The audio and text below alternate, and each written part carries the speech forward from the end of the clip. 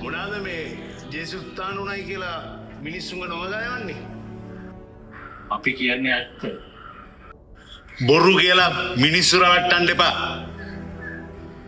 අපි ජේසුස් ක්‍රිස්තුස් වහන්සේගේ නාමයෙන් කොරකු ඇවිද්දුවා.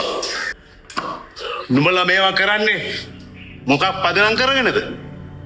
නුඹලා විසින් කුරුසේ ඇනගාපු ජේසුස් ක්‍රිස්තුස් නාමයෙන් තමයි අපි මේවා කරන්නේ. අපි උඹලව අත්අඩංගුවට ගන්නවා. අපි අතරමර ගත්තට අමන්‍ය ජේසුස් වහන්සේව නවත්තන්න බෑ. උන්වහන්සේ අප අතර ඉන්නේ. උඹලා මේ කියන දේවල් ඇත්ත වෙන්න පුළුවන්. ඒ ජනතාව කුලප්පු කරලා ප්‍රශ්න ඇති කරගන්න එපා. ඒතුමා කුරුස්සේ ගසද්දී හැමෝටම සමාව දුන්නා. හරි. ඕගොල්ලෝ යන්න.